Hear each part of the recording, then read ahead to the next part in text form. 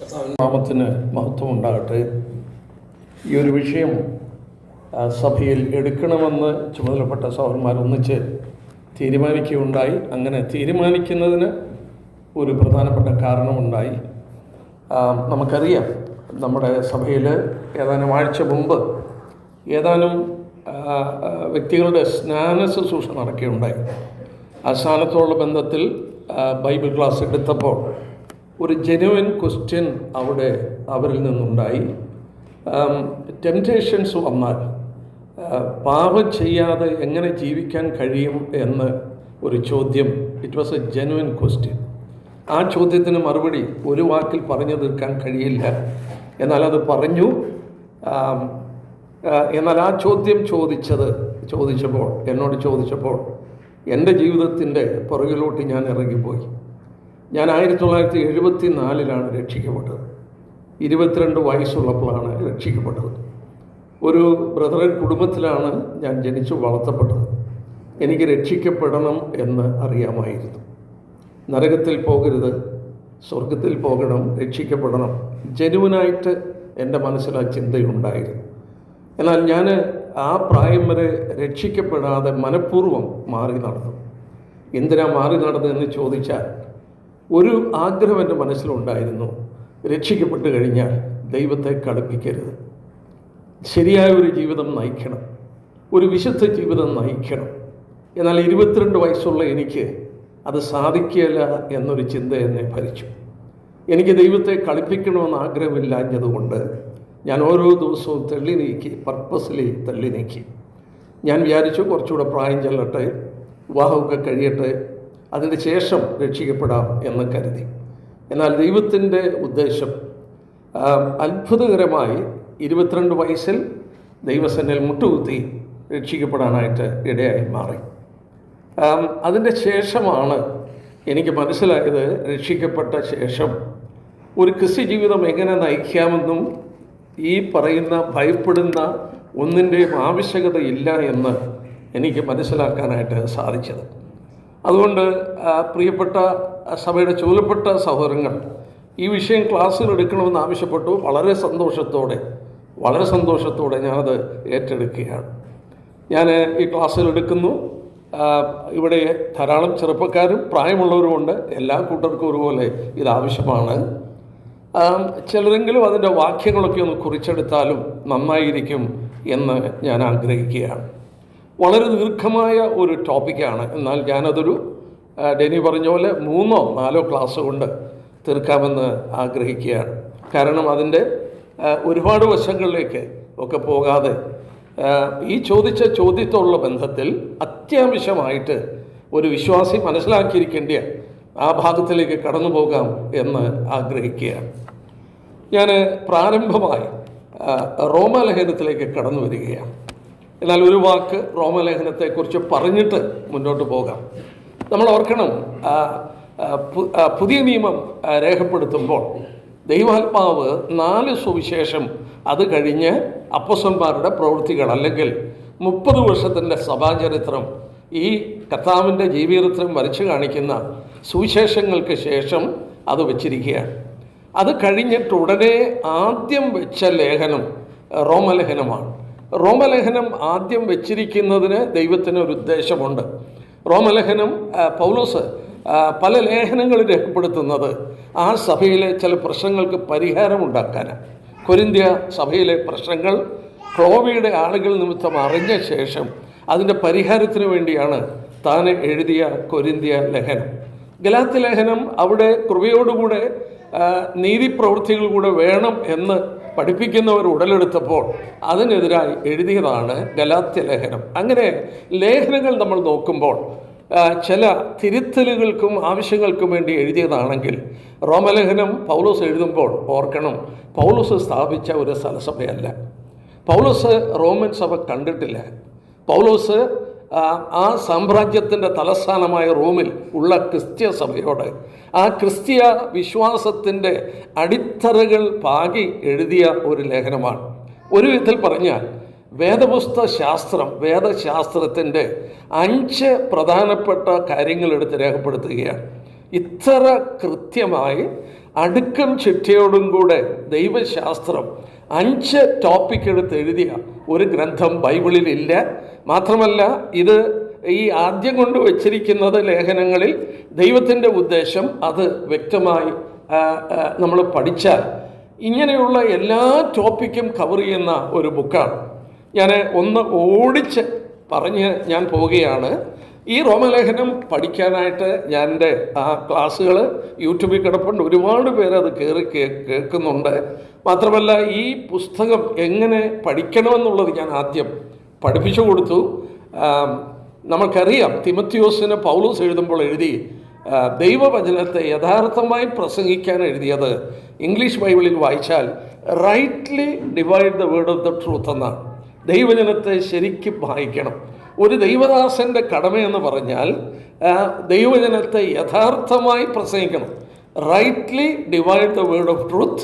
ദൈവവചനത്തെ ശരിയായി ഭാഗിച്ച് പറഞ്ഞു കൊടുക്കുവാനായിട്ട് ദൈവത്തിൻ്റെ ദാസൻ്റെ കടമ ശുശ്രൂഷയാണ്. ഈ റോമലേഖനം പഠിക്കുമ്പോൾ 5 തിരിച്ചിട്ടുണ്ട്.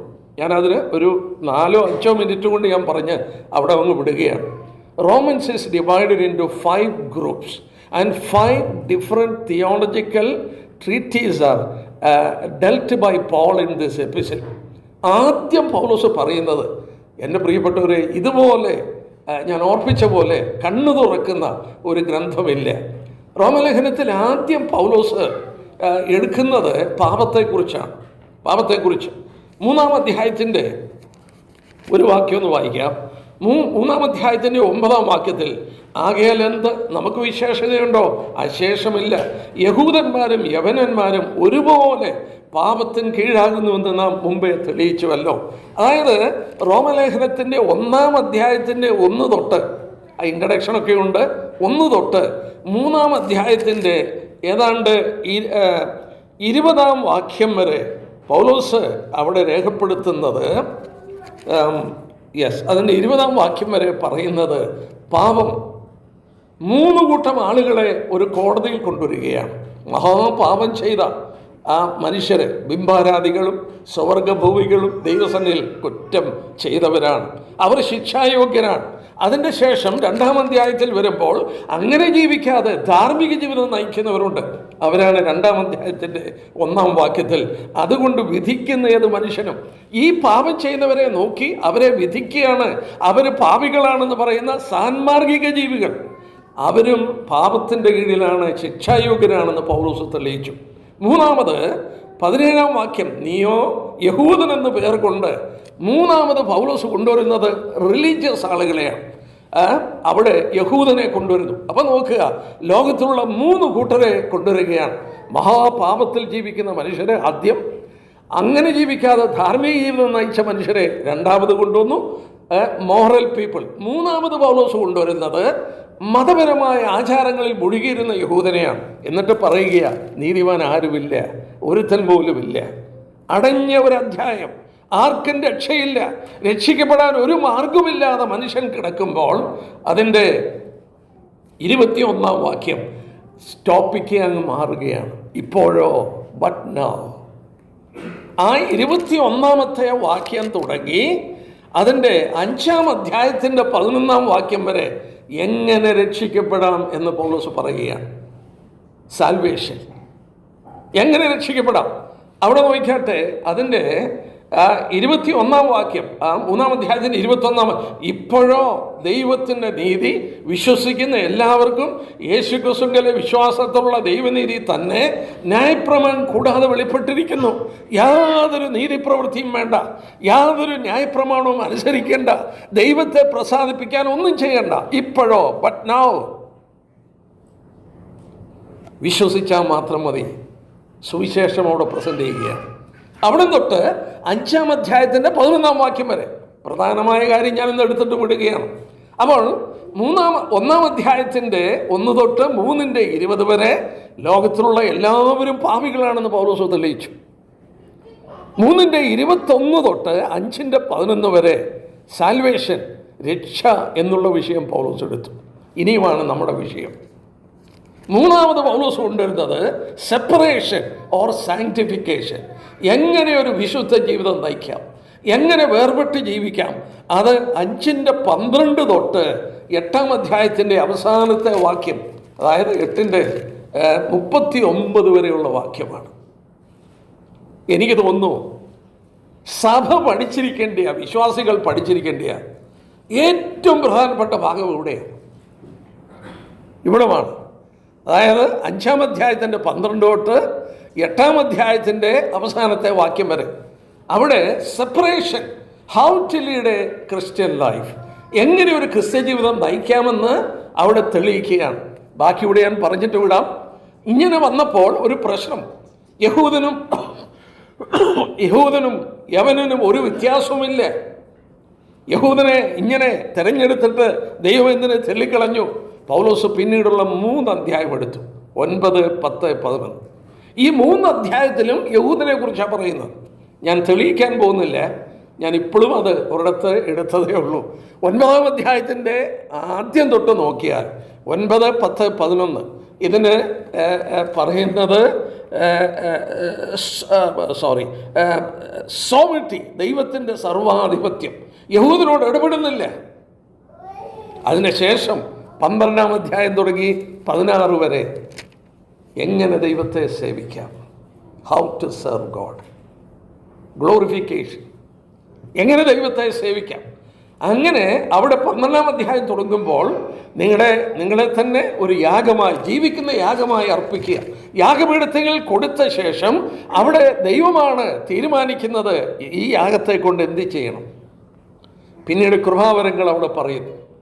അവനവന് ലഭിച്ച കൃപാവരങ്ങൾ അനുസരിച്ച് പ്രവചനമെങ്കിൽ വിശ്വാസത്തിനൊത്തവണ്ണം, പ്രബോധനമെങ്കിൽ പ്രബോധനത്തിൽ, ദാനം ചെയ്യുന്നവൻ ഏകാഗ്രതയോടെ, ഭരിക്കുന്നവൻ കരുണ ചെയ്യട്ടെ, ഹീ ദാറ്റ് ടീച്ചത്ത് ഇൻ ടീച്ചിങ്, കൃപാവരങ്ങൾ ലഭിച്ചതനുസരിച്ച് സൂക്ഷിക്കണം. 12 തൊട്ട് 16 വരെ ഹൗ ടു സെർവ് ഗോഡ്.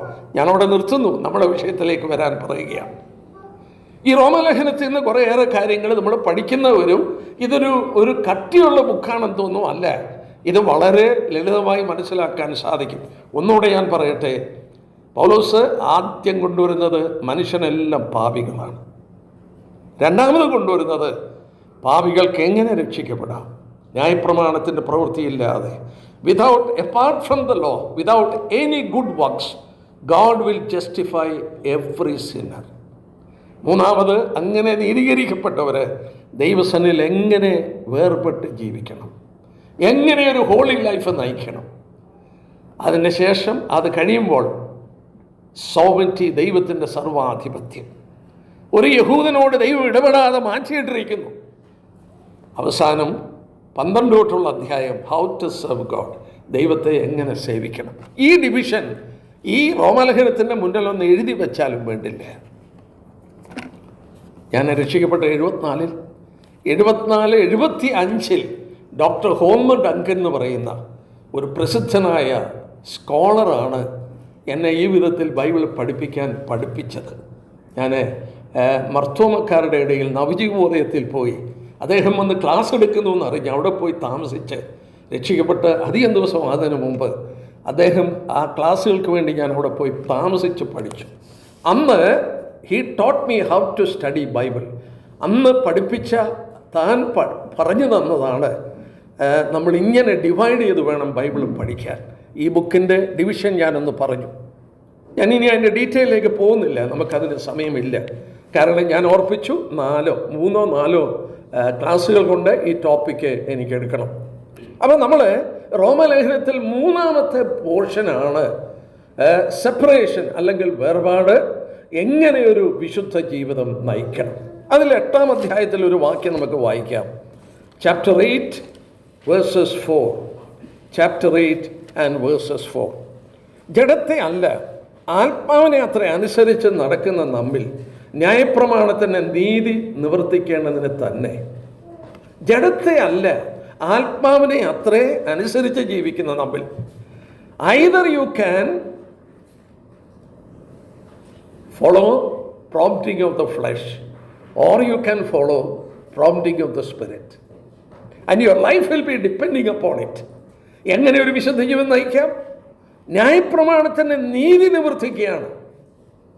ന്യായപ്രമാണത്തെ നമ്മളെ മോചിപ്പിച്ചു.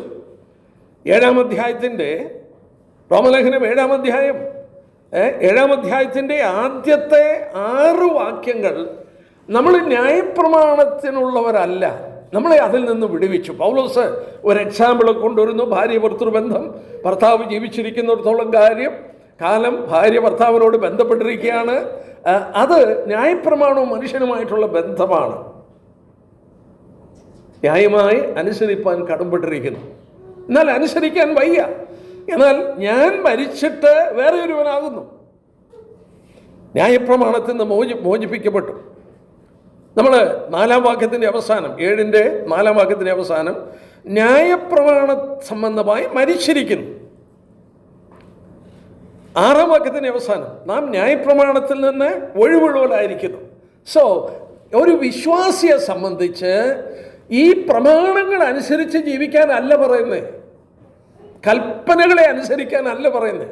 പൗലോസ് 7-ാം അധ്യായം മുഴുവൻ എടുത്തിരിക്കുന്നത് നമ്മളിവിടെ വായിച്ചതുപോലെ നാം ന്യായപ്രമാണത്തിൽ നിന്ന് ഒഴിവുള്ളവരാണ്. ന്യായപ്രമാണം അനുസരിച്ച് ജീവിച്ചാൽ നമുക്ക് വിശുദ്ധി ഉണ്ടാകത്തില്ല. ഇവിടെ വായിക്കുന്ന പോലെ ദൈവത്തിന് ഫലം കായ്ക്കത്തില്ല. ആ ഫലം കായ്ക്കണമെങ്കിൽ ന്യായപ്രമാണം സംബന്ധിച്ച് മരിച്ചിട്ട് വേറെ ഒരുവനാകണം, ക്രിസ്തുവിനായി മാറണം. അതാണ് അവിടുത്തെ ടീച്ചിങ്. എന്നാൽ അവിടെ വിടട്ടെ. എന്നാൽ ന്യായപ്രമാണത്തിൽ നമ്മൾ മോചിപ്പിക്കപ്പെട്ടു.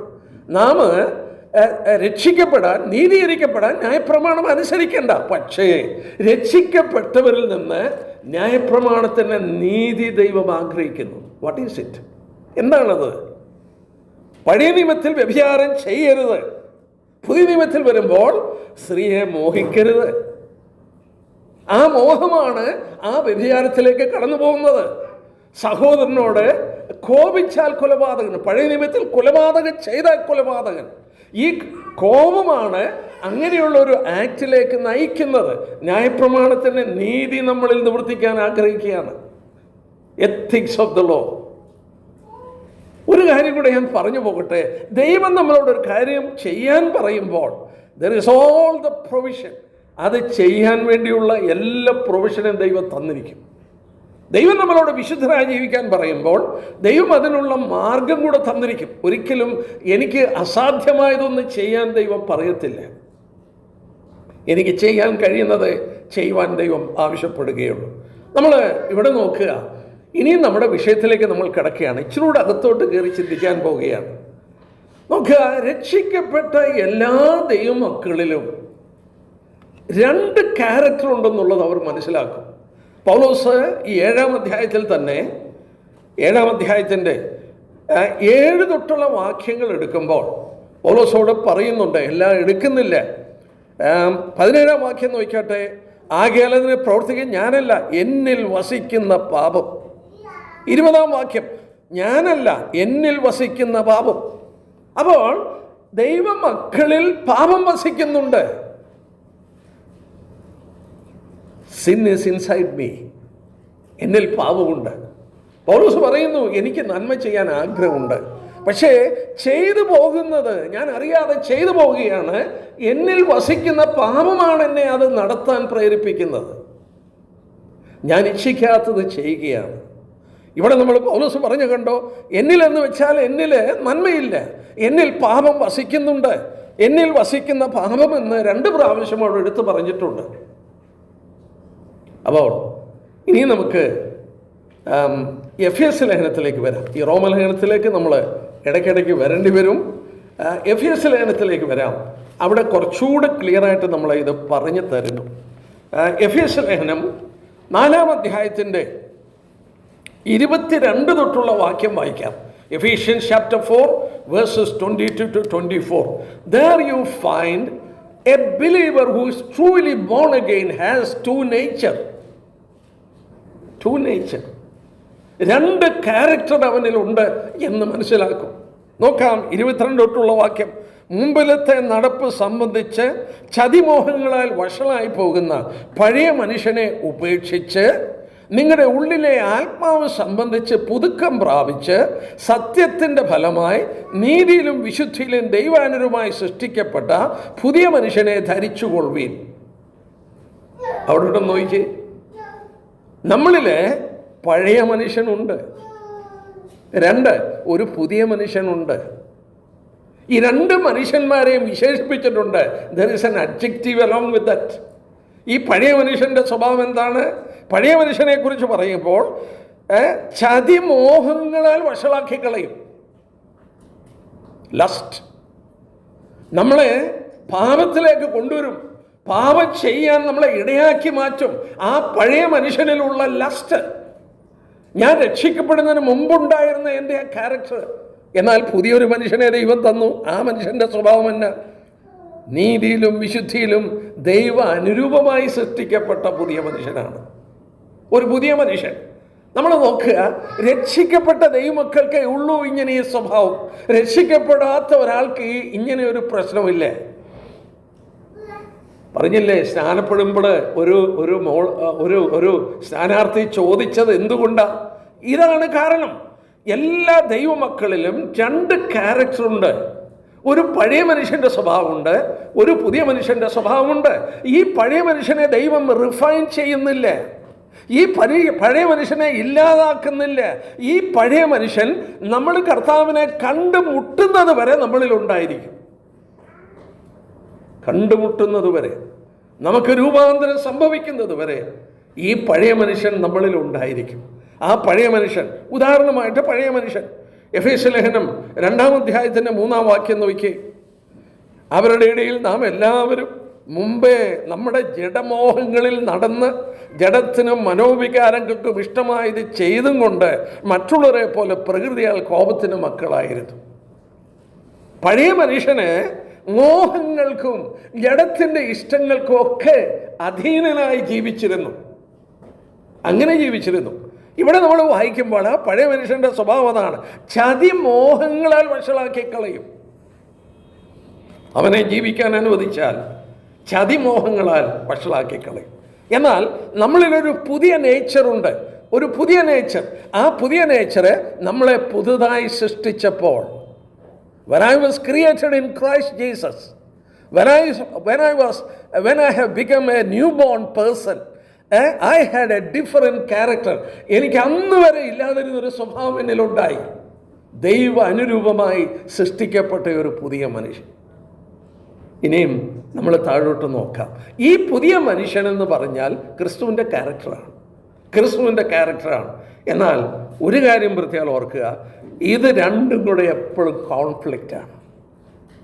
ഈ പഴയ മനുഷ്യൻ എന്നെ ഒരു സാധാരണക്കാരനാക്കി എന്നെ താറുമാറാക്കാൻ ശ്രമിക്കുന്നു. മറ്റു വിധത്തിൽ പറഞ്ഞാൽ എന്നെ താഴോട്ട് പിടിച്ചു വലിക്കുകയാണ്.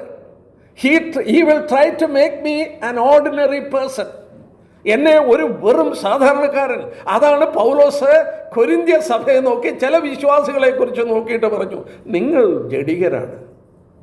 They are like carnal men. കാരണം എന്നാ? അവരുടെ ഈ പഴയ മനുഷ്യനെ ആസ്പദമാക്കിയാണ് ജീവിക്കുന്നത്. എന്നാൽ പുതിയ മനുഷ്യനെ ആസ്പദമാക്കി ജീവിച്ചാൽ ക്രിസ്തുവിൻ്റെ ക്യാരക്ടർ വെളിപ്പെടുത്തിക്കൊണ്ടിരിക്കും. ഇത് രണ്ടും കൂടെ സ്ട്രഗിളാണ്. ഈ പഴയ മനുഷ്യൻ നമ്മളെ വലിച്ച് താഴോട്ട് കൊണ്ടുവരാൻ ശ്രമിക്കുമ്പോൾ പുതിയ മനുഷ്യൻ is trying to elevate us, നമ്മളെ ഉന്നതമായ ഒരു ഉന്നത തലത്തിലേക്ക് ഉയർത്തുവാൻ ശ്രമിക്കുകയാണ്. എന്നാൽ ഈ കോൺഫ്ലിക്റ്റ് നമ്മൾ ഓർക്കണം, ഇത് യാഥാർത്ഥ്യമാണ്. It is true with every believer. ഞാൻ ഒരു ദൃഷ്ടാന്തം പഴയ നിമിത്തത്തിൽ നിന്ന് എടുത്തോട്ടെ. ഉൽപ്പത്തി പുസ്തകം 25-ാം അധ്യായത്തിൽ ചെല്ലുമ്പോൾ അവിടെ റിബേക്കയുടെ ഒരവസ്ഥ, അനുഭവം പറയുന്നുണ്ട്. ഉൽപ്പത്തി പുസ്തകം ജെനസിസ് ചാപ്റ്റർ 25 and 22 to 23. അവിടെ നമ്മൾ വരുമ്പോൾ റിബേക്ക, അവൻ്റെ ഭാര്യ റിബേക്ക ഗർഭം ധരിച്ചു. അവരുടെ ഉള്ളിൽ ശിശുക്കൾ തമ്മിൽ തിക്കിയപ്പോൾ അവൾ, ഇങ്ങനെയായാൽ ഞാൻ എന്തിന് ജീവിക്കുന്നു? പറഞ്ഞ വാക്കെന്താ? Why I am like this. ഞാൻ എന്താ ഇങ്ങനെ, ഞാൻ എന്തിനിങ്ങനെ ജീവിക്കണം? എന്താ കാരണം? അവിടെ ഉള്ളിൽ 2 ജീവനുണ്ട്. There is 2 life inside her. ഈ 2 ജീവൻ പരസ്പരം പോരാടുകയാണ്. റിബേക്കയുടെ ഉള്ളിൽ 2 ജീവനുണ്ട്. അവൾ തന്നെ പറയുന്നു, ഞാൻ എന്തിന് ജീവിക്കണം? ചിലപ്പോൾ വിശ്വാസികൾ പറഞ്ഞു പോകും, എനിക്ക് എന്താ ഇങ്ങനെ, എന്തിനിത് സംഭവിക്കുന്നു? പൗലോസ് പറഞ്ഞ പോലെ ഞാൻ ചെയ്യാൻ ആഗ്രഹിക്കാത്ത തിന്മ ചെയ്തു പോവുകയാണ്. Because there is two life. എന്നിൽ 2 പ്രമാണമുള്ളത് കൊണ്ടാണ്. റിബേക്കയുടെ ഉള്ളിൽ 2 കുഞ്ഞുങ്ങൾ ഉണ്ടായതുകൊണ്ടാണ് ആ വിധത്തിൽ തിക്കിത്തിരക്കിയത്. എൻ്റെ സഹോദരി സഹോദരന്മാർ, ഇവിടെ ഇരിക്കുന്ന ചെറുപ്പക്കാരോടൊക്കെ ഞാൻ പറയട്ടെ, നിങ്ങളോർക്കും പ്രായമുള്ളവരും പ്രസംഗിക്കുന്നവരൊക്കെ ഇങ്ങനെയുള്ള പ്രശ്നങ്ങൾ അനുഭവിക്കാത്തവരാണെന്ന്. തെറ്റാണ്. പ്രസംഗിക്കുന്നവരും പ്രായമുള്ളവരും ഒക്കെ ഈ പ്രശ്നം അഭിഹരിക്കുന്നവരാണ്. നമ്മുടെ കർത്താവ് മടങ്ങി വന്ന് നമ്മുടെ ജഡത്തിനൊരു മാറ്റം വന്ന് രൂപാന്തരപ്പെടുന്നത് വരെ ഈ സ്ട്രഗിളിൽ നമ്മൾ പോകും. പക്ഷെ അങ്ങനെ നമ്മൾ തോൽവിയടയാൻ ദൈവം ആഗ്രഹിക്കുന്നില്ല. പരാജിതരായി ജീവിക്കാനല്ല ദൈവം ആഗ്രഹിക്കുന്നത്. കൊരിന്ത്യ ലേഖനത്തിൽ എടുത്തു പറയുന്നുണ്ട്, 1 കൊരിന്ത്യർ 10-ാം അധ്യായം 1 കൊരിന്ത്യർ 10-ാം അധ്യായം അതിൻ്റെ 13-ാമത്തെ വാക്യത്തിൽ പറയുന്നുണ്ട്, മനുഷ്യർക്ക് നടപ്പല്ലാത്ത പരീക്ഷ നിങ്ങൾ നേരിട്ടിട്ടില്ല. ദൈവം വിശ്വസ്തൻ. നിങ്ങൾ കഴിയുന്നതിന് മീതെ പരീക്ഷ നേരിടുവാൻ സമ്മതിക്കാതെ നിങ്ങൾക്ക് സഹിപ്പാൻ കഴിയുന്ന പരീക്ഷയോടുകൂടെ അവൻ പോക്കുവഴികളും ഉണ്ടാക്കും. മനുഷ്യർക്ക് നടപ്പല്ലാത്ത പരീക്ഷ നിങ്ങൾക്ക് നേരിട്ടിട്ടില്ല. All temptation are common to man എന്നാണ് ഇംഗ്ലീഷിൽ രേഖപ്പെടുത്തിയേക്കുന്നത്. All temptation is common to man. It is common to every person, whether he is of old age or whether he is of young age. എല്ലാ മനുഷ്യർക്കും ഇത് ഉണ്ടാകുമെന്നുള്ളത് പ്രത്യേകം ഓർക്കുക. ഈ 2 നേച്ചറിനെ കുറിച്ച് വീണ്ടും ഞാനൊരു ദൃഷ്ടാന്തം പറയട്ടെ. ജനസിസ് ചാപ്റ്റർ 8 പോകാം. അത് മനസ്സിലാക്കാനായിട്ട് ഞാൻ അവിടെ ഒന്ന് എടുത്തോട്ടെ. ജനസിസ് ചാപ്റ്റർ 8 നോഹയുടെ പെട്ടകമാണ്. 8-ാം അധ്യായത്തിൻ്റെ 6 തൊട്ട് 12 വരെയുള്ള വാക്യം. 40 ദിവസം കഴിഞ്ഞപ്പോൾ നോഹ താൻ പെട്ടകത്തിലുണ്ടായിരുന്ന കിളിവാതിലുകൾ തുറന്നു. അവനൊരു മലങ്കാക്കയെ പുറത്തുവിട്ടു. അത് പുറപ്പെട്ട് ഭൂമിയിൽ വെള്ളം വറ്റിപ്പോയതുവരെ പോയും വന്നുകൊണ്ടിരുന്നു. ഭൂമിയിൽ വെള്ളം കുറഞ്ഞുവോ എന്നറിയേണ്ടതിന് അവനൊരു പ്രാവിനെ തൻ്റെ അടുക്കൽ നിന്ന് പുറപ്പെട്ടു വെച്ചു. എന്നാൽ സർവഭൂമിയിലും വെള്ളം കിടക്ക കൊണ്ട് പ്രാവ് കാല് വെപ്പാൻ സ്ഥലം കാണാതെ അതിൻ്റെ അടുക്കൽ പെട്ടകത്തിലേക്ക് മടങ്ങി വന്നു. അവൻ കൈ നീട്ടി അതിനെ പിടിച്ച് തൻ്റെ അടുക്കൽ പെട്ടകത്തിലാക്കി. Raven and ഡൗ. പെട്ടകത്തിൽ നിന്ന് നോഹ അയച്ച 2 കിളികൾ, റാമൻ ആൻഡ് ഡൗ, അല്ലെങ്കിൽ മലങ്കാക്കയും ഒരു പ്രാവും. ഈ 2 കിളികളെ നോക്കിയേ. ആ മലങ്കാക്കയെക്കുറിച്ച് ഇവിടെ രേഖപ്പെടുത്തിയിട്ടുണ്ട്. പെട്ടകത്തിൽ നിന്ന് വിട്ട് കഴിഞ്ഞാൽ അത് പോയും വന്നുകൊണ്ടിരിക്കുക. എന്താ കാരണം? അതിന് സുഖമാ. അത് നോക്കിയപ്പം ഈ പെട്ടകത്തിൻ്റെ ചുറ്റും ലോകത്തിൽ മുഴുവൻ ഡെഡ് ബോഡീസ്, മനുഷ്യൻ്റെയും മൃഗങ്ങളുടെയൊക്കെ ഡെഡ് ബോഡീസൊക്കെ ഫ്ലോട്ട് ചെയ്ത് കിടക്കുക. ഈ മലങ്കാക്കയ്ക്ക് തിന്നാൻ ഇഷ്ടം പോലുണ്ട്. അത് തിന്നും തിരിച്ചു വരും, തിന്നും തിരിച്ചു വരും. പ്രാവിനോ? പ്രാവൊരു ശുദ്ധിയുള്ള ജീവിയാണ്. പ്രാക്കളെ കണ്ടിട്ടുണ്ടോ? കൊയ്ത സ്ഥലങ്ങളിലും ശുദ്ധിയുള്ള ഇടങ്ങളിലേ കാണത്തുള്ളൂ. ആ പ്രാവിന് കാല് വെക്കാനിടമില്ലാതായി. അത് നോഹയുടെ അടുക്കൽ തിരിച്ചു വന്നു. ആ പഴയ മനുഷ്യനാണ് ഈ റാവൻ അല്ലെങ്കിൽ ഈ കാക്ക കാണിക്കുന്നത്. അതിന് ഈ ലോകത്തിൽ ചുറ്റും തിന്നാൻ ഇഷ്ടം പോലുണ്ട്. എങ്ങോട്ട് നോക്കിയാലും, വെറുതെ ഭിത്തിയിലോട്ട് നോക്കിയാൽ മതി, വാൾ പോസ്റ്റേഴ്സ് നോക്കിയാൽ മതി. ആ പഴയ മനുഷ്യനെ ഫീഡ് ചെയ്യാനുള്ളതാ മുഴുവൻ. എന്ന പ്രാവിന് കാലുകുത്താൻ സ്ഥലമില്ല. അതിന് ഈ ഭൂമിയിലെ കാലുകുത്താൻ സ്ഥലമില്ല എന്നുള്ളത് നോക്കുക.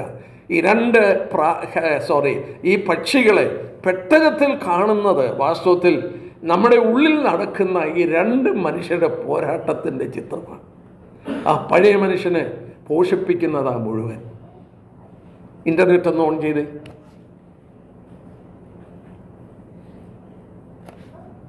Everything is there to cater our old man. നമ്മുടെ പുതിയ മനുഷ്യനെ പോഷിപ്പിക്കാൻ ഈ പ്രാവിന് കാല് വെക്കാൻ സ്ഥലമില്ലാത്ത പോലെയാണ്. എന്നാൽ കാക്കയ്ക്ക് കഴിക്കാൻ ഒരുപാടുണ്ട്. അതിന് ചുറ്റും ഡെഡ് ബോഡി കിടക്കുകയാണ്. അതിന് പോയും വന്നും ഇരിക്കാനായിട്ട് കഴിയുന്നു. അത് വളരെ മനോഹരമായൊരു ദൃഷ്ടാന്തമാണ്. വീണ്ടും ഞാൻ ഓർപ്പിക്കട്ടെ, ഈ നമ്മൾക്കറിയാം നമ്മുടെ നാട്ടിലൊക്കെ കാക്കക്കൂട് എൻ്റെ ചെറുപ്പത്തിലൊക്കെ ധാരാളം ഞാൻ കണ്ടിട്ടുണ്ട്. കാക്കയുടെ കൂട് അന്ന് ഞാൻ കേട്ടിട്ടുണ്ട്. കൊച്ചിലെ കുയില് കൂട് കെട്ടി കുഞ്ഞുങ്ങളെ വിരിച്ചെടുക്കത്തില്ല. കുക്കുവിന് കൂടത് ഉണ്ടാക്കത്തില്ല. അത് കുഞ്ഞുങ്ങളെ പിന്നെ വിരിയിക്കുന്നത് എങ്ങനെ? അത് പോയി കാക്കയുടെ കൂട്ടിൽ മുട്ടയിട്ട് വെക്കും. കാക്കയുടെ കൂട്ടിൽ പോയി കുയില് മുട്ടയിട്ട് വെക്കും. ആ ഈ 2 കുഞ്ഞുങ്ങളും വളർന്നു വരുമ്പോൾ തൂവലൊക്കെ കിളുത്ത് വരുമ്പോൾ രണ്ടും കറുത്ത തൂവല. ഈ കാക്ക കഷ്ടപ്പെട്ട് തീറ്റി കൊണ്ടുവന്ന് പോഷിപ്പിക്കുകയാണ്. അപ്പം കാക്കയുടെ കുഞ്ഞിനെയും പോഷിപ്പിക്കും, കുയിലിൻ്റെ കുഞ്ഞിനെയും പോഷിപ്പിച്ചുകൊണ്ടിരിക്കും. പക്ഷേ ഈ കുയിലിൻ്റെ കുഞ്ഞാണ് കൂടുതൽ തീറ്റി തിന്നുന്നതെങ്കിൽ അത് ശക്തിപ്പെട്ടിട്ട് എന്നോ ചെയ്യും, ഈ കാക്കയുടെ കുഞ്ഞിനെ തള്ളി താഴെ കളയും. കാക്കയുടെ കുഞ്ഞാണ് കൂടുതൽ തീറ്റി തിന്നുന്നതെങ്കിൽ അത് പ്രബലപ്പെട്ട് കഴിഞ്ഞാൽ ഈ കുയിലിൻ്റെ കുഞ്ഞിനെ തള്ളി താഴെ കളയും. ആരെ ഫീഡ് ചെയ്യുന്നു എന്നുള്ളതാണ് ഇവിടെ പ്രശ്നം. Whom does you feed? Is it you are feeding cuckoo or are you feeding the crow? നിങ്ങൾ ആരെ ഫീഡ് ചെയ്യുന്നു? നിങ്ങളുടെ ജീവിതത്തിൻ്റെ മുന്നോട്ടുള്ള അത് അങ്ങനെയായിരിക്കും. ഞാൻ നടന്ന ഒരു സംഭവം ഞാൻ വായിച്ചതൊന്ന് നോട്ട് ചെയ്ത് വെച്ചു. ഒരാൾ വണ്ടി സ്പീഡിൽ ഓടിച്ചിട്ട്, ഓവർ സ്പീഡിൽ ഓടിച്ചിട്ട്, വിദേശത്തെങ്ങാണ് നടന്ന ഓവർ സ്പീഡിൽ ഓടിച്ചിട്ട് പോലീസ് പിടിച്ചു. അവസാനം ജഡ്ജിയുടെ അടുക്കൽ വന്നു. ജഡ്ജിമെൻറ്റിൻ്റെ അടുക്കൽ വന്നപ്പോൾ ഇയാളൊരു ബിലീവറായിരുന്നു. ഇയാൾ ജഡ്ജിയോട് പറയുക, ഞാൻ അതുപോലെ കുറിച്ചെടുത്തു. ജഡ്ജിയോട് പറയുക, your honour, it was my old nature that was speeding. എൻ്റെ ആ പഴയ മനുഷ്യനായി സ്പീഡിൽ ഓടിച്ചതെന്ന് പറഞ്ഞു. ഉടനെ ജഡ്ജി തിരിച്ച് ജഡ്ജ്മെൻറ്റ് നടത്തി ഇങ്ങനെ, I fine your old nature 50 pounds for speeding and I fine your new nature 50 pounds for being an accessory for the new man. ജഡ്ജിയോട് പറഞ്ഞു, എൻ്റെ ആ പഴയ മനുഷ്യനായി സ്പീഡിൽ ഓടിച്ച്. ജഡ്ജി പറഞ്ഞു, നിൻ്റെ പഴയ മനുഷ്യന് 50 pound ശിക്ഷ, പുതിയ മനുഷ്യനെ സ്പീഡിൽ ഓടിച്ചതിന് 50 pound വേറെ 100 pound അടച്ചോളാൻ പറഞ്ഞു. നമ്മൾ പലപ്പോഴും ഇതുപോലെ നമ്മൾ ആരെയാണ് ഫീഡ് ചെയ്യുന്നത് അതനുസരിച്ചിരിക്കും നമ്മുടെ ക്രിസ്ത്യൻ ലൈഫ്. നമ്മുടെ ക്രിസ്ത്യൻ ലൈഫ് അതനുസരിച്ചിരിക്കും. നമുക്ക് റോമലേഖനത്തിലേക്ക് വീണ്ടും തിരിച്ചു വരാം. ചാപ്റ്റർ 8 തന്നെ നോക്കാം. Romance chapter 8. റോമലേഖനം 8-ാം അധ്യായത്തിൽ നമ്മൾ വായിച്ച വേദഭാഗം, ജഡത്തെ അല്ല ആത്മാവിനെ അത്രേ അനുസരിച്ച് നടക്കുന്ന നമ്മിൽ ന്യായപ്രമാണത്തിൻ്റെ നീതി നിവർത്തിക്കേണ്ടതിന് തന്നെ. ഞാൻ ഈ ഭാഗം വായിച്ചുകൊണ്ടിരുന്നപ്പോൾ, ധ്യാനിച്ചുകൊണ്ടിരുന്നപ്പോൾ, വീണ്ടും പ്രിപ്പയർ ചെയ്തുകൊണ്ടിരുന്നപ്പോൾ ഞാൻ ഓർത്തുപോയി, ദൈവമേ അങ്ങയുടെ കരുതൽ എത്ര വലുതാണ്. കാരണം നമ്മൾ വളരെ വ്യക്തമായി റോമലേഖനത്തിൽ വായിക്കുന്നുണ്ട്. അതിൻ്റെ 8-ാം അധ്യായത്തിൻ്റെ സെയിം ചാപ്റ്ററിൽ 23-ാം വാക്യത്തിൽ ആത്മാവെന്ന ആദ്യ ജ്ഞാനം ലഭിച്ചിരിക്കുന്ന നാമും രക്ഷിക്കപ്പെട്ടവരുടെ ജീവിതത്തിൽ ആദ്യം ദൈവം കൊടുത്ത ഗിഫ്റ്റ് എന്തുവാ? പരിശുദ്ധാത്മാവിനെ. ആദ്യദാനം, ഫസ്റ്റ് ഗിഫ്റ്റ്. ദൈവം അനേക ഗിഫ്റ്റുകൾ നമുക്ക് തന്നു, എന്നാൽ നമുക്ക് ആദ്യം തന്ന ഗിഫ്റ്റ് പരിശുദ്ധാത്മാവാണ്. എന്താ കാരണം? ഈ ആത്മാവിൻ്റെ പ്രവർത്തനമില്ലാതെ, ശക്തിയില്ലാതെ വിശ്വാസ ജീവിതത്തിൻ്റെ ഒരു ചുവട് എടുത്തു വെക്കാനൊക്കെയില്ല. വിശ്വാസ ജീവിതത്തിൻ്റെ ഒരു ചുവട് എടുത്തു വെക്കാനില്ല. സംശയിക്കരുത്, രക്ഷിക്കപ്പെട്ട എല്ലാവരിലും ദൈവാത്മാവുണ്ട് കേട്ടോ. ഒരു വാക്ക് തെളിവിനായി പറയാം. എഫേസ്യലേനൊന്നെടുത്ത്, ബൈബിള് ഒരു പഠനമാണല്ലോ. എപ്പോഴാണ് നമുക്ക് പരിശുദ്ധാത്മാവിനെ കിട്ടുന്നത്? ഒരു വാക്യം ഞാനൊന്ന് ചൂണ്ടിക്കാണിക്കാം. എഫേസ്യലേഖനം 1-ാം അധ്യായം, എഫേഷ്യൻസ് ചാപ്റ്റർ 1, അതിൻ്റെ 13-14 വാക്യം ഒന്ന് വായിക്കാം. അവനിൽ നിങ്ങൾക്കും നിങ്ങളുടെ രക്ഷയെക്കുറിച്ചുള്ള സുവിശേഷമെന്ന സത്യവചനം നിങ്ങൾ കേൾക്കുകയും, കണ്ടോ, ഫസ്റ്റ് എൻ്റെ ബൈബിളിൽ ഞാൻ 1, 2, 3 എന്ന് ഇട്ടിട്ടുണ്ട്. ആദ്യം നടന്നത് എന്താ? ആ 13-ാം വാക്യത്തിൽ പറയുന്നു, രക്ഷയെക്കുറിച്ചുള്ള സുവിശേഷമെന്ന സത്യവചനം നിങ്ങൾ കേട്ടു. 2, അവനിൽ വിശ്വസിച്ചു. നിങ്ങൾ സുവിശേഷം കേട്ടു 1. 2, നിങ്ങൾ അവനിൽ വിശ്വസിച്ചു. 3, നമ്മുടെ അവകാശത്തിൻ്റെ അച്ചാരമായ വാഗ്ദത്തം പരിശുദ്ധാത്മാവിനാൽ മുദ്രയിട്ടു.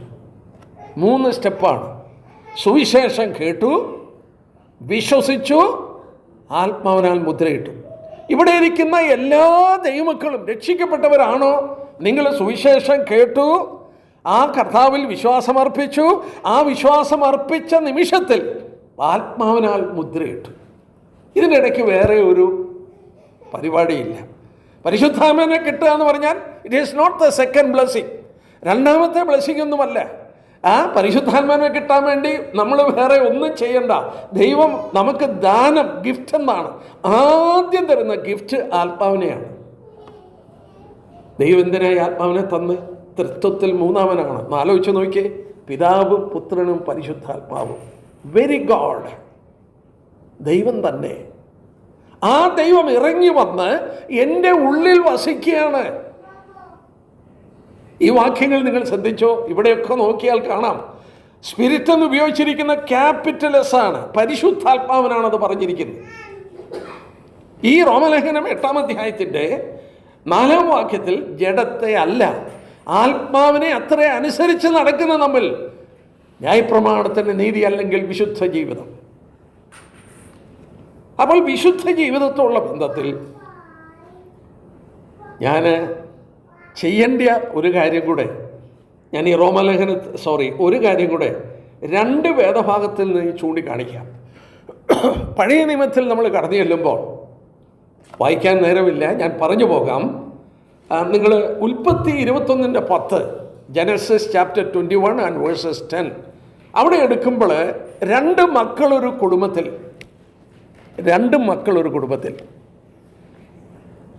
ഇസ്മയേലുമുണ്ട്, ഇസഹാക്കുമുണ്ട്. ഒരു വിശ്വാസിയുടെ വീട്ടിൽ 2 പേരുണ്ട്.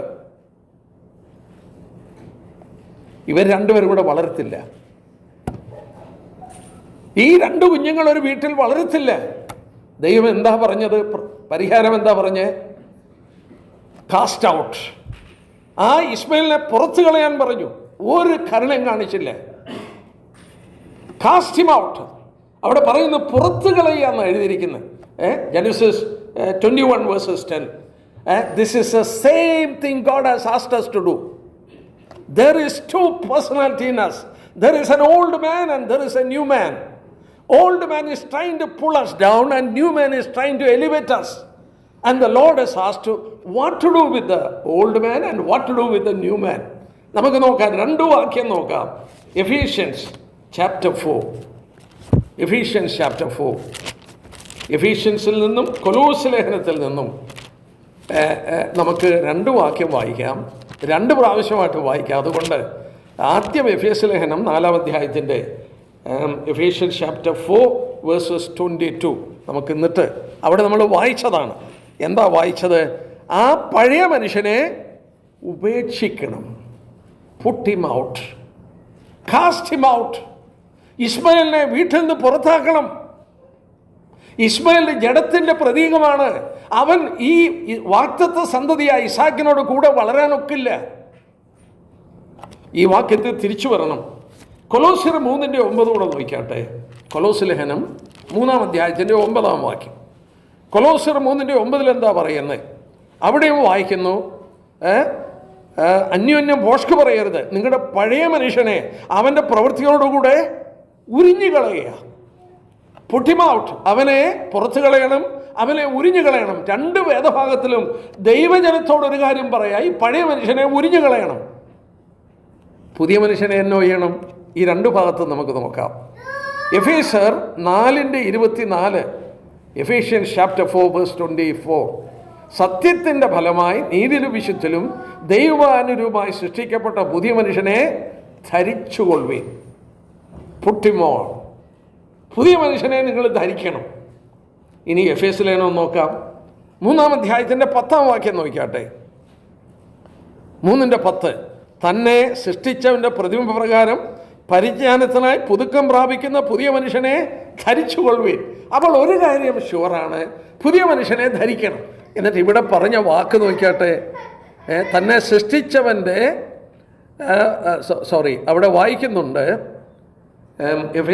കൊലോഷ്യൻസ് 3:10 തന്നെ സൃഷ്ടിച്ചവൻ്റെ പ്രതിഭ പ്രകാരം പരിജ്ഞാനത്തിനായി പുതുക്കം പ്രാപിക്കുന്ന പുതിയ മനുഷ്യനെ ധരിച്ചു കൊള്ളണം. പുട്ടോ ധരിക്കാൻ പറഞ്ഞു. നമ്മുടെ അകത്ത് നടന്ന ഒരു ട്രാൻസാക്ഷൻ. രക്ഷിക്കപ്പെട്ടു, ദൈവമക്കളായി മാറി. പക്ഷേ ദൈവമക്കളായി മാറിയത് പുറത്ത് കാണിക്കണം. പുറത്ത് കാണിക്കുന്നതിൻ്റെ പേരാണ് പുട്ടിമോൺ, അവനെ ധരിക്കുക. The transaction that has happened in me should be shown outwardly. അതിൻ്റെ പേരാണ് put on, ധരിക്കുക. പക്ഷേ എന്നിലുള്ള പഴയ മനുഷ്യനെ കാസ്റ്റ് ഹിം ഔട്ട്, അവനെ ഉരിഞ്ഞു കളയണം. ഇത് എളുപ്പമാണോ എന്ന് ചോദിച്ചാൽ ഇതിനെയാണ് പ്രാക്ടിക്കൽ ലൈഫിലേക്ക് നമ്മൾ വരുന്നത്. പ്രാക്ടിക്കൽ ലൈഫിലേക്ക് വരികയാണ്. നമ്മൾ ഓർക്കണം, രക്ഷിക്കപ്പെട്ട നമ്മൾ 2 കൊരിന്ത്യർ 5:11 ഒരുവൻ ക്രിസ്തുവിലായവൻ പുതിയ സൃഷ്ടിയാകുന്നു, പഴയത് കഴിഞ്ഞുപോയി. പഴയ മനുഷ്യന് ഫോർമർ ലൈഫ്, നിങ്ങളുടെ മുമ്പുണ്ടായിരുന്ന ജീവിതം അത് കഴിഞ്ഞുപോയി. 1 കൊരിന്ത്യർ 5:7 ആ വാക്യം ഒന്ന് വായിച്ചേക്കാം. 1 കൊരിന്ത്യർ 5-ാം അധ്യായത്തിൻ്റെ 7-ാം വാക്യം. 1 കൊരിന്ത്യർ 5-ാം അധ്യായത്തിൻ്റെ 7-ാം വാക്യം നമുക്കറിയാവുന്ന വാക്യമാണ്. പക്ഷേ അവിടെ ഈ രഹസ്യം പറയുന്നുണ്ട്. 5:7 നിങ്ങൾ പുളിപ്പില്ലാത്തവരായിരിക്കാൻ തക്കവണ്ണം പുതിയ പിണ്ഡമാകേണ്ടതിന് പഴയ പുളിമാവിനെ നീക്കിക്കളയുവീൻ. കണ്ടോടെ നിങ്ങളൊരു പുതിയ പിണ്ഡമാകണം.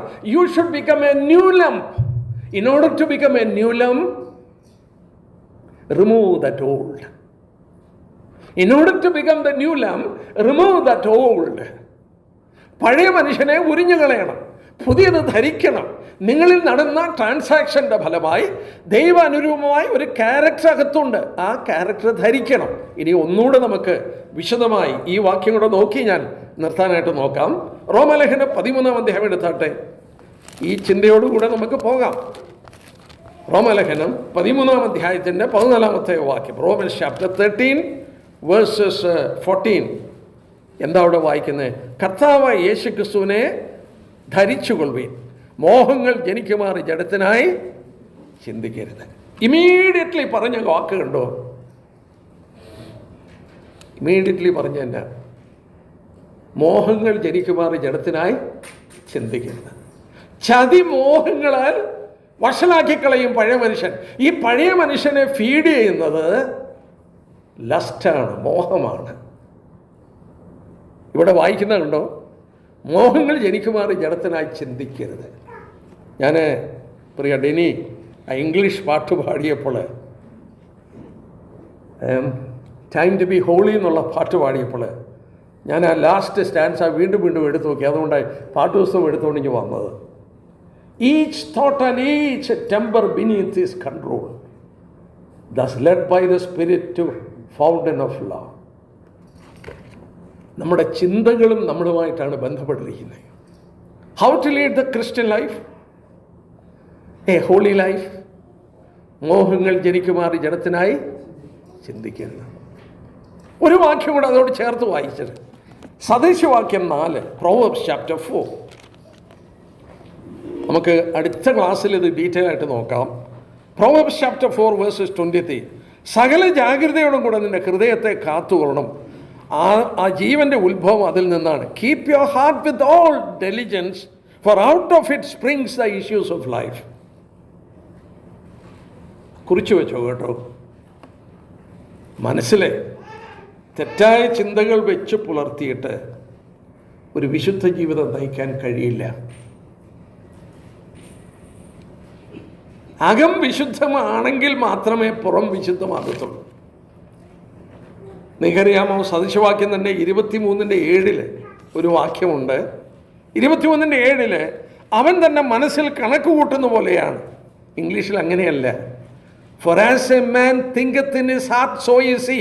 His personality depends upon what is inside him.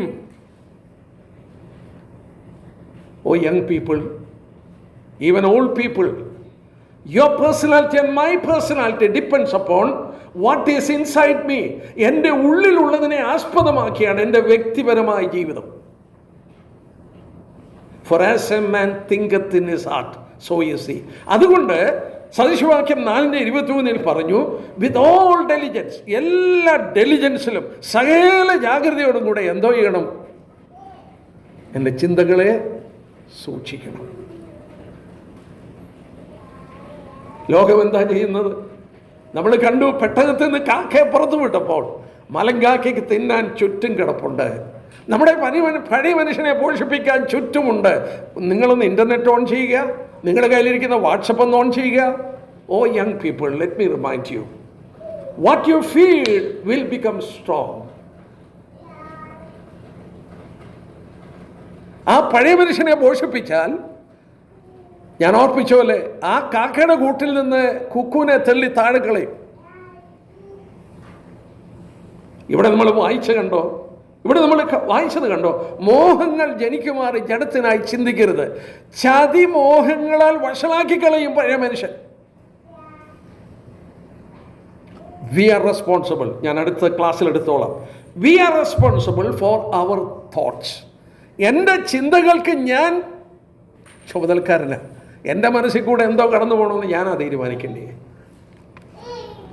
ആർക്കും നിങ്ങളെ കാണാൻ കഴിയില്ല, ആർക്കും നിങ്ങളുടെ അകത്തൂടെ പോകുന്ന കാണാൻ കഴിയില്ല. പക്ഷേ ആളുകൾക്ക് കാണാൻ കഴിയും നിങ്ങളുടെ ബാഹ്യ പ്രകടനം. What is inside you will reflect outside. For a man as he thinketh in his heart, so he is. With all diligence, as we have read in Proverbs 23:7, with all diligence we need to take care of our mind. ഞാൻ ഇവിടെ നിർത്തട്ടെ. ഈ mind എന്തിനെ പോഷിപ്പിക്കുന്നു എന്നതിനെ ആസ്പദമാക്കിയാണ് whether I live a holy life or I don't live a holy life. What I feed will be the life I will lead here. കർത്താവ് സഹായിക്കട്ടെ. We will continue this.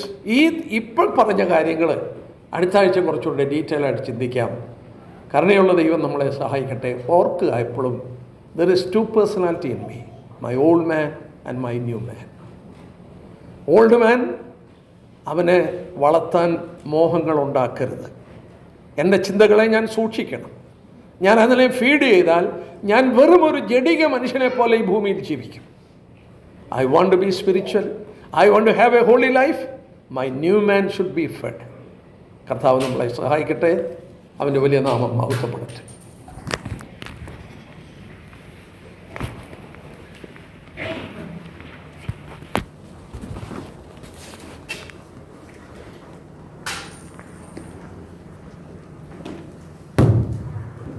പ്രാർത്ഥിച്ചിരുന്നത് കൂടി ഒരു ക്ലോസ് ചെയ്യും.